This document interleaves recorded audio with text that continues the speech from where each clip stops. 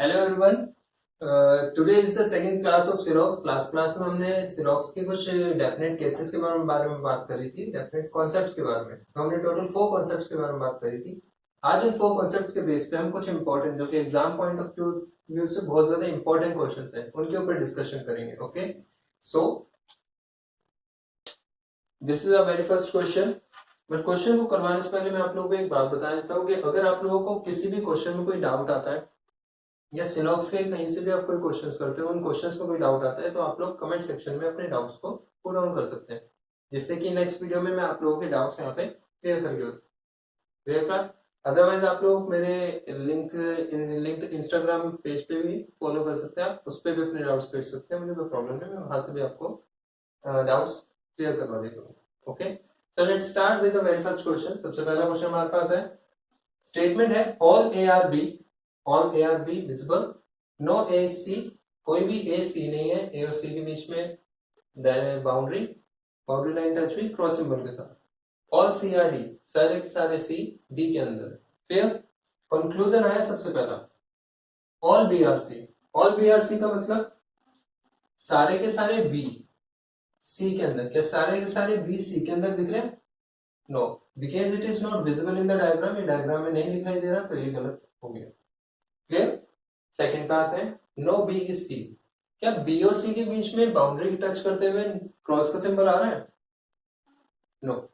यहाँ पे आपको लग रहा होगा कि ए की बाउंड्री को टच करते हुए क्रॉस का सिंबल आ रहा है, तो कोई बी भी सी नहीं होना चाहिए, लेकिन नहीं। किससे? मैंने आपको क्या बताया था, रिलेशन चेक करने के लिए हम सबसे पहले स्टेटमेंट में चेक करते हैं।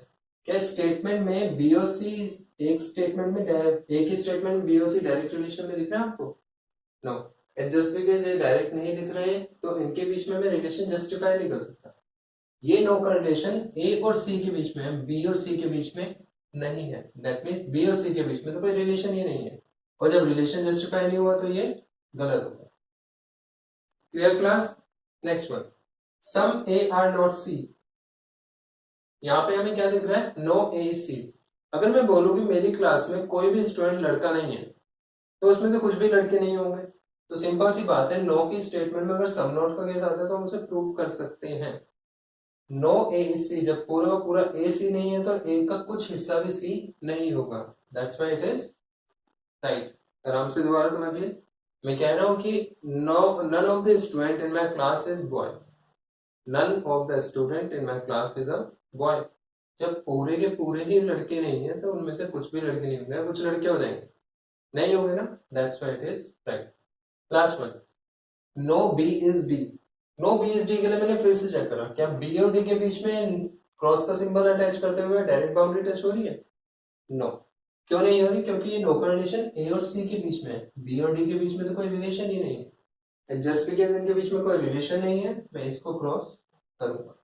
Is that clear class? अगर इस क्वेश्चन में कोई भी डाउट है तो आप लोग मेरे को कमेंट सेक्शन में फॉलो पूछ सकते हैं। So class, let's discuss about the second question of Xerox. ये बहुत अच्छा क्वेश्चन। इस क्वेश्चन में ना सबसे ज्यादा प्रॉब्लम आती है कि इसका जो डायग्राम है वो मोस्ट ऑफ द स्टूडेंट्स गलत बनाते हैं। क्यों बनाते हैं? देखो थोड़ा सा, some A are B. Some A are B का मतलब कुछ ए बी है। Some B are C, some B are C का मतलब कुछ बी सी होने चाहिए, राइट। ये तीसरा स्टेटमेंट थोड़ा अलग आ गया, मैंने बोला सम सी आर ए, अब कुछ सी ए भी होने चाहिए। तो इस डायग्राम को ऐसे ना बना के, बिल्कुल भी कंफ्यूज ना होते हुए, कुछ स्टूडेंट्स यहाँ पे इसको ऐसे भी बना सकते हैं, राइट। बट ट्रस्ट मी, ये डायग्राम तो गलत है। अगर मैं एग्जाम पॉइंट ऑफ व्यू से सिलॉक्स के कॉन्सेप्ट की बात करूं तो उस कॉन्सेप्ट के बेस पे ये डायग्राम गलत हो गया। इसका डायग्राम कैसे बनना चाहिए? Just look at the board everyone.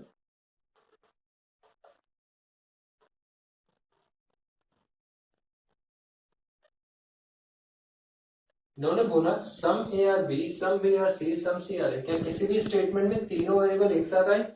No. तीनों वेरिएबल किसी भी स्टेटमेंट में एक साथ नहीं है, तो मैं इन तीनों को क्लब नहीं कर सकता डायग्राम में। दैट मींस तीनों का इंटरसेक्शन पोर्शन एक साथ नहीं ला सकता। इसी वजह से इसका डायग्राम बनेगा कुछ ऐसे।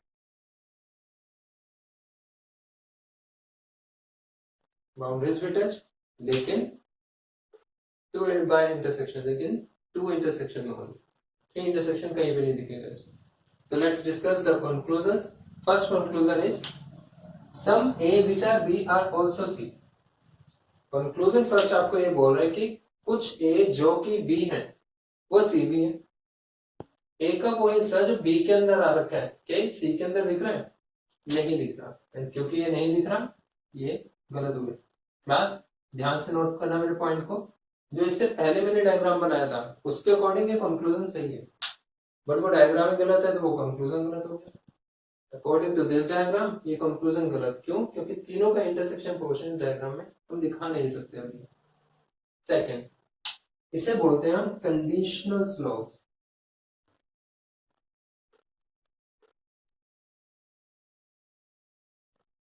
कंडीशनल स्लोप्स में होता है कि आपके पास कंक्लूजन में एक कंडीशन आ जाती है, एक ऐसी कंडीशन जो स्टेटमेंट में ना हो, दैट मींस एक ऐसी कंडीशन जो आपके स्टेटमेंट को गलत कर। ये कंडीशन आपको क्या बोल रही है? कंडीशन ने आपको सीधा बोला if no B is C. No B is C का मतलब कोई भी बी सी ना हो, लेकिन स्टेटमेंट में क्या लिखा हुआ है? Some B are C. तो अकॉर्डिंग टू दिस कंडीशन हमारी ये वाली जो स्टेटमेंट है हम इसको कंसिडर नहीं करेंगे, इसकी जगह हम इस कंडीशन को कंसिडर करेंगे बस। क्लियर? तो अकॉर्डिंग टू दिस कंडीशन हमारा डायग्राम थोड़ा सा चेंज होना चाहिए, चेंज कर देते हैं।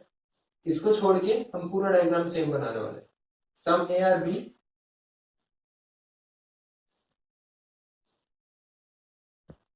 Third one some C are A, and the last one is no B C. यहाँ पे सम बी आर सी की जगह नो बी सी बनाएंगे, दैट मीन इनके बीच में नो कंडीशन। क्लियर है क्लास? तो इस डायग्राम के अकॉर्डिंग मुझे इसे जस्टिफाई करना है, तो लेट्स जस्टिफाई इट नाउ। इन्होंने बोला अगर कोई भी बी सी ना हो तो सम ए आर नॉट सी, तो कुछ ए सी नहीं होंगे।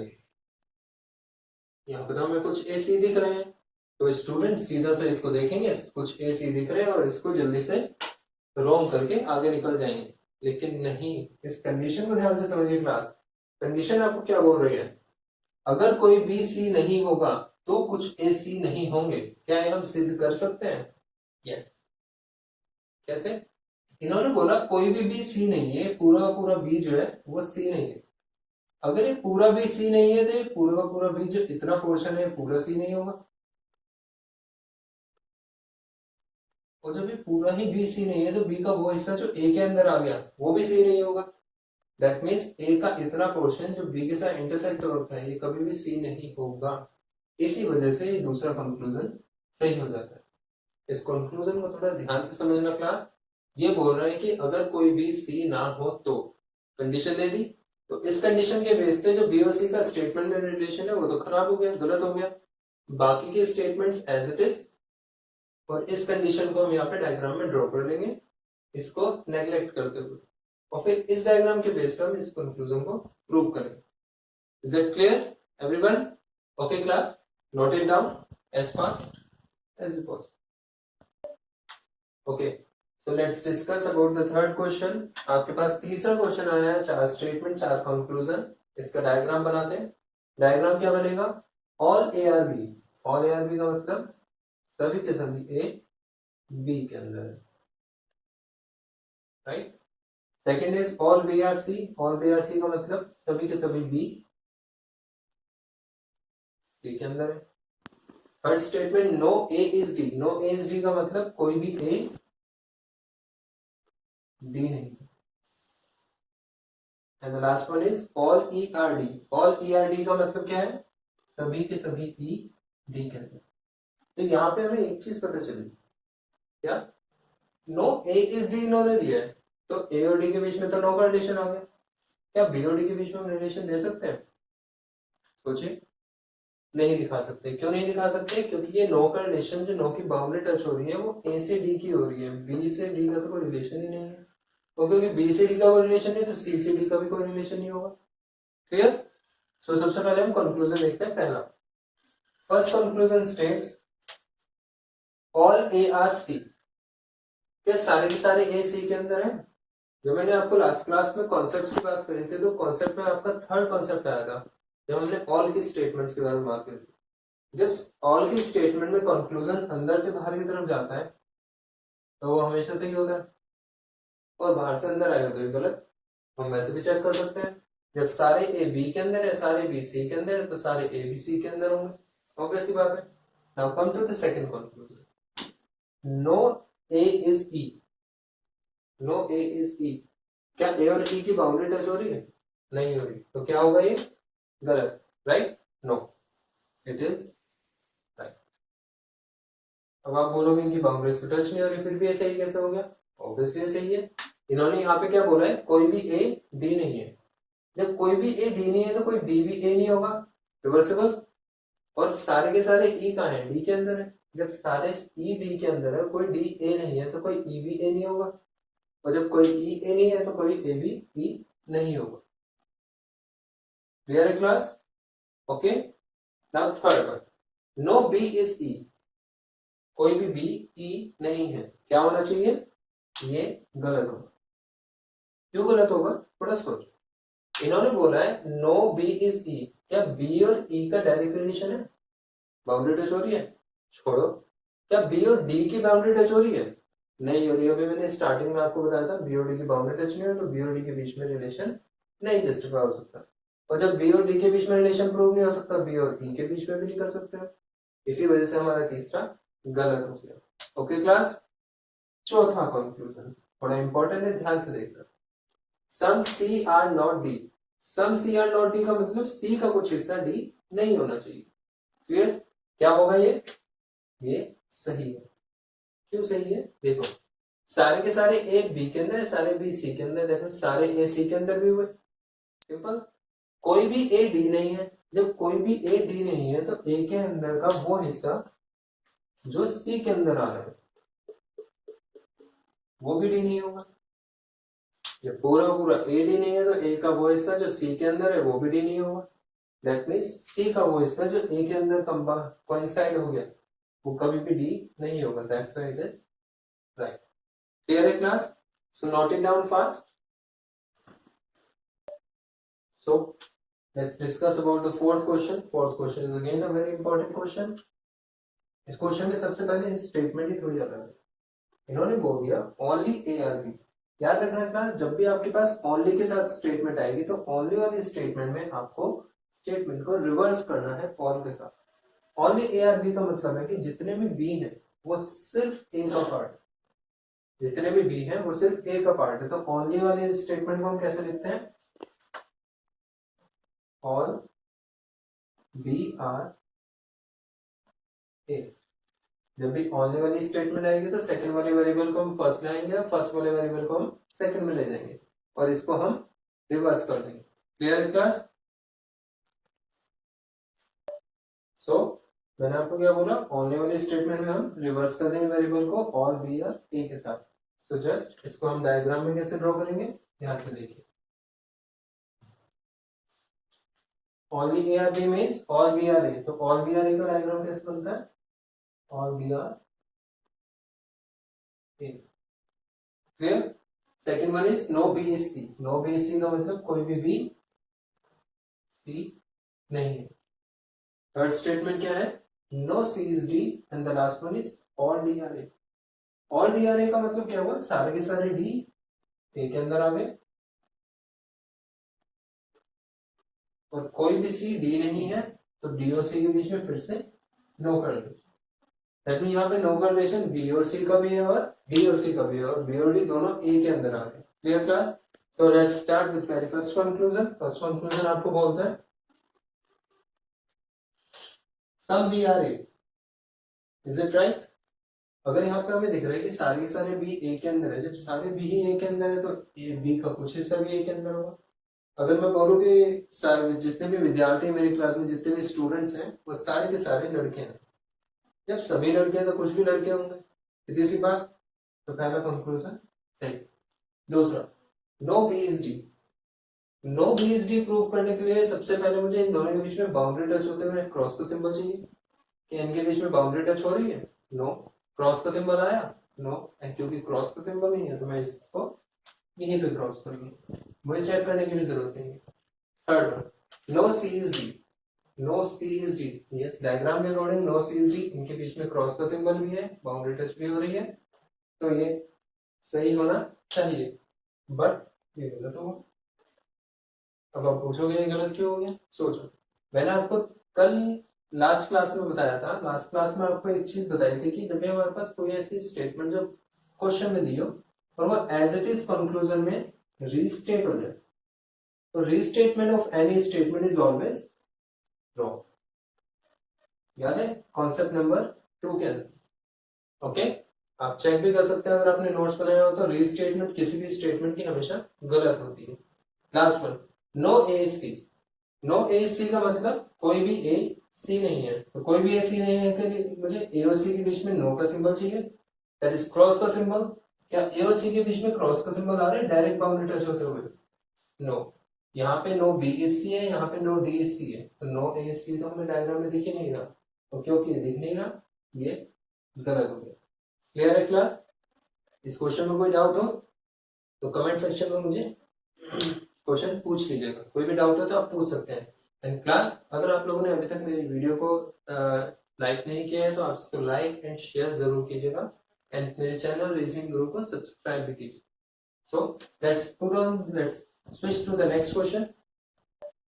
Okay, so let's come to the fifth question. This question is also very important question, क्योंकि इस क्वेश्चन के अंदर जो हमारा डायग्राम है वो थोड़ा सा अजीब बनेगा। इस क्वेश्चन को ध्यान से समझना। All birds are car, all birds are car का मतलब सारे के सारे बर्ड्स कार के अंदर है। जब हमारे पास नेम्स में आ जाता है ना क्वेश्चन, तो हम इसको एप्लीकेशन में लिख सकते हैं, दैट मीन्स हम फर्स्ट लेटर के बेस पे क्वेश्चन को सॉल्व कर सकते हैं। बट अगर हमारे पास सारे वर्ड्स के फर्स्ट लेटर कॉमन हो तो हमें वो पूरा लिखना पड़ेगा। यहाँ पे क्योंकि डिफरेंस है सब में, सारे के सारे डिफरेंट है, तो हम इनके फर्स्ट लेटर से इसको इंडिकेट करें। Clear? First one, all cars are birds, first one. Second one, all birds are dog, first question. सारे बर्ड्स कार के अंदर भी है, सारे बर्ड्स डोर के अंदर भी है, तो दैट मीन्स मुझे डोर को ऐसे बनाना पड़ेगा। लेकिन अगर मैंने डोर को ऐसे बनाया है तो थोड़ा सोचो, कार का कुछ हिस्सा जो बर्ड के अंदर नहीं है वो डोर के अंदर भी आ जाएगा, लेकिन कार और डोर का डायरेक्ट रिलेशन तो स्टेटमेंट में है ही नहीं। इसी वजह से मैं इस डायग्राम को ऐसे ना बनाकर थोड़ा चेंज करके बनाऊं। चेंज करके कैसे? All birds are car and all birds are dog, जो इन दोनों के बीच का कॉमन पोर्शन है ये पूरा का पूरा आपका बर्ड का पोर्शन आ जाएगा। Clear class? और क्योंकि सारे के सारे बर्ड्स आपके कार में भी है डोर में भी, तो इन दोनों का इन बीच वाला जो पोर्शन है ये बर्ड्स में काउंट हो जाएगा। Okay, third statement, no bird is fast. No bird is fast का मतलब कोई भी बर्ड फास्ट नहीं है। थोड़ा सोचिए, यहाँ पे बर्ड का रिलेशन दिया है फास्ट है, कार और डोर का नहीं दिया हुआ। That means no bird is fast तो सही है, लेकिन नो कार इज फास्ट गलत हो जाएगा, नो डोर इज फास्ट गलत हो जाएगा। इन दोनों का डायरेक्ट रिलेशन नहीं है किसी भी स्टेटमेंट में। Next one, all birds are fast. All birds are fast का मतलब सारे के सारे बर्ड फास्ट के अंदर आएंगे। Clear? So let's come to the very first conclusion. First conclusion states all cars are door. क्या सारे के सारे कार्स डोर के अंदर दिख रहे हैं? नहीं दिख रहे हैं, क्योंकि विजिबल नहीं है हमारे डायग्राम में, ये गलत हो गया। Second one, no car is fast. No car is fast, क्या कार और फास्ट के बीच में डायरेक्ट रिलेशन दिया क्रॉस सिंबल के साथ?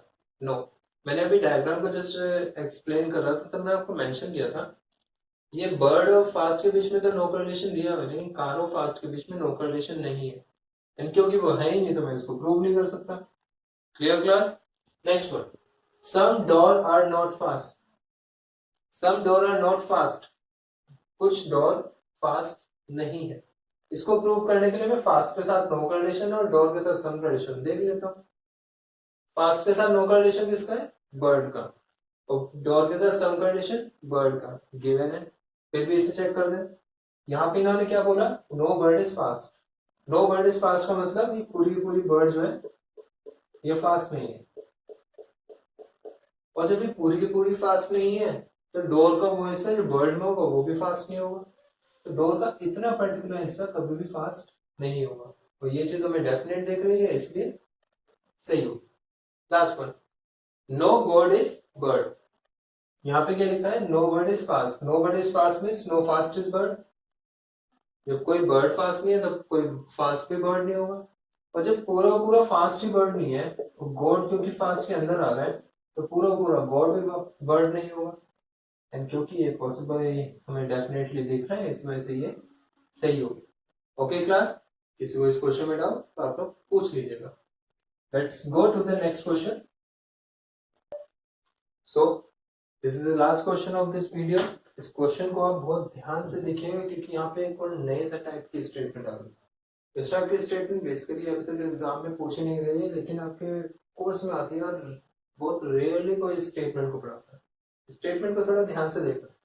कंक्लूजन में आपके पास एक पॉइंट आया, if and only if jar are bar. तो पहले इसको देखने से पहले हम स्टेटमेंट को पढ़ लेते हैं। स्टेटमेंट्स आया हमारे पास, सम jar are bar. Some jar are बार का मतलब कुछ जार बार है, right. Second one is all bar are bar. All bar are बार का मतलब सारे के सारे बार बार का पार्ट है, right. Third, no bar is car. No bar is car का मतलब कोई भी बार कार नहीं है। Last one is all car are par. All car are par का मतलब सभी के सभी कार पार है। क्लियर है? Okay, so according to the given statements हमारे पास डायग्राम तो ये बनेगा, बट थोड़ा सा चेंज आएगा। पहली स्टेटमेंट कुछ और बोल दी कंक्लूजन में। पहली स्टेटमेंट बोली कंक्लूजन में, if and only if jar are बार। हमेशा याद रखिएगा जब भी आपके पास आएगी state conclusion if and only if, तो इफ तो हमें बताते हैं कि कंडीशनल स्लॉग है, इफ एंड ओनली इफ भी कंडीशनल में आता है, पर थोड़ा चेंज तरीके से। इफ एंड ओनली इफ का मतलब होता है A equal to B. That means अगर यहाँ पे लिखा है if and only if A is B, if and only a is b, that means a equal to b। हमेशा याद रखिएगा if and only if के साथ अगर वेरिएबल आते हैं तो वो दोनों इक्वल माने जाते हैं। Okay class, let's come to the conclusion number 1। हम इसको जस्टिफाई करते हैं इसमें।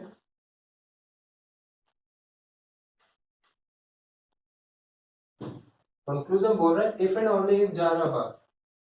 If and only if jar are बार का मतलब j equal to B.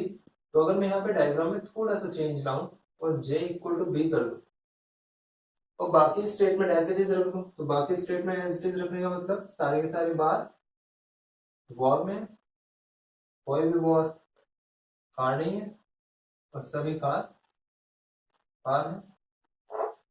Clear? तो according to this diagram first conclusion check करते हैं। If and only if jar are bar, that means j equal to bar, jar equal to bar, then all jar are bar. तो क्या सारे के सारे jar war में दिख रहे हैं? ऑब्वियसली जब जार और बार दोनों बराबर है और सारे बार वॉर के अंदर है, तो सारे जार भी वॉर के अंदर होंगे। That's why it is right. Clear class?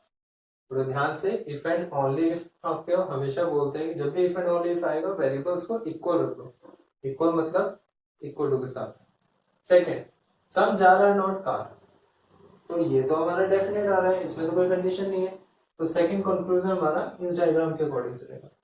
That means इस वाले डायग्राम को अब हम यहाँ से हटा देंगे। बस इसको पॉज करके नोट कर लीजिएगा, बैक करके अच्छे से समझने के लिए। Conclusion number 2, some jar are not car. Some jar are not car को प्रूव करने के लिए मुझे जारो कार में नो कंडीशन चाहिए सबसे पहले। तो जारो कार में some condition, some jar are bar, all bar are बार। जब सारे बार वॉर में है तो जार का वो हिस्सा जो बार में वो भी वॉर में होगा, तो सम जार और वॉर का में दिख गया। तो यहाँ पे मैं लिख रहा है no war is car. Car और वॉर के बीच में नो कंडीशन, वॉर और जार के बीच में सम कंडीशन। तो यहाँ पे हमें रिलेशन दिख गया, it is true. Clear? Jar का वो हिस्सा जो वॉर के अंदर है वो कभी भी कार नहीं होगा। क्लियर है class? Okay, now come to the third conclusion, no war is par. No war is par क्या हम इस चीज को प्रूव कर सकते हैं क्लास? इस डायग्राम के अकॉर्डिंग हमें दिख रहा है, बट ये गलत होगा। थोड़ा ध्यान से देखना है इस डायग्राम को, थोड़ा सा चेंज आया है यहाँ पे। चेंज क्या बोल रहे हैं? नो का रिलेशन यहाँ पे नो वार इज कार था, नो वार इज पार तो कहीं पे भी नहीं दिया होगा, क्योंकि नो वार इज पार हमें दिखाई नहीं दे रहा डायग्राम के अंदर डायरेक्ट रिलेशन में, ये हमारा गलत हो गया। Clear? No war is car according to statement हमें गिवन है, तो वार और कार में तो नो का रिलेशन है, तो वार और कार में कोई रिलेशन जस्टिफाई नहीं हो रहा, क्योंकि डायरेक्ट रिलेशन नहीं है ना कॉन्ग्रेटेड होते हुए क्रॉस के सिंबल में। Last one, again it's a conditional conclusion. Condition क्या है? If all war is car of, if all war are car, all war are car का मतलब सारे के सारे वॉर कार के अंदर है, दैट मीन्स आपका कंक्लूजन डायग्राम में हमारा थोड़ा चेंज होगा। चेक करते हैं, ऑल वॉर आर कार का मतलब समझा रहा बात, और bar war, all war are car, तो हम यहाँ पे इसको चेंज करेंगे, all war are car, and the last one is all car are car. तो according to the given diagram जो हमारा कंडीशन के अकॉर्डिंग चेंज हुआ है वो क्या है? ऑल जा रहा बार, ऑल बार, सम जा रहा बार, ऑल 12 बार, ये तो एज इट इज आ गया। उसके बाद यहाँ पे आया ऑल वॉर आर कार, तो सारे के सारे वॉर मैंने कार के अंदर रख दिए, और last one as it is है ऑल कार आर पार, सारे कार पार के अंदर। कंक्लूजन क्या आया? Then all bar are par, तो क्या सारे बार पार के अंदर दिख रहे हैं? ऑब्वियसली ऑल के स्टेटमेंट में कंक्लूजन अगर अंदर से बाहर की तरफ जाता है तो ये हमेशा सही होता है। वैसे भी चेक कर सकते हैं, सारे बार वॉर में है, सारे वॉर कार में है, सारे कार पार में, तो सारे बार अपने आप ही पार में आ गए, hence it is true। So class, मुझे उम्मीद है कि आप लोगों को मेरी आज की वीडियो बहुत ज़्यादा अच्छी लगी होगी। आज की वीडियो में आपको जो मैंने इंपॉर्टेंट क्वेश्चंस करवाए हैं उन क्वेश्चंस को आप अच्छे से प्रैक्टिस कीजिएगा। एंड नेक्स्ट क्लास में हम लोग डेफिनेट केस के फिफ्थ कॉन्सेप्ट की बात करेंगे, जो बहुत ज़्यादा इंपॉर्टेंट है और एग्जाम पॉइंट ऑफ व्यू से अच्छा है, क्योंकि एग्जाम में उससे रिलेटेड 2 से 3 क्वेश्चन आ जाते हैं। ठीक है, तो क्वेश्चन लास्ट कॉन्सेप्ट हमारा क्या है? हमारा लास्ट कॉन्सेप्ट है आइदर और, जो हम नेक्स्ट वीडियो में डिस्कस करेंगे। ओके, आज की क्लास से रिगार्डिंग आपके कोई भी डाउट्स वगैरह हो तो आप लोग कमेंट सेक्शन में आप मेरे को मेंशन कर सकते हैं, अदरवाइज आप लोग मेरे इंस्टा आईडी पे भी पिंग कर सकते हैं, मैं यहाँ पे भी आपको आपके डाउट्स बता दूंगा। ठीक, तो नेक्स्ट क्लास में हम लोग मिलते हैं आइदर ऑफ के कॉन्सेप्ट के साथ, कुछ नए क्वेश्चंस के साथ, सिलॉक्स के। Till the next class, have a wonderful day. Okay class, bye bye.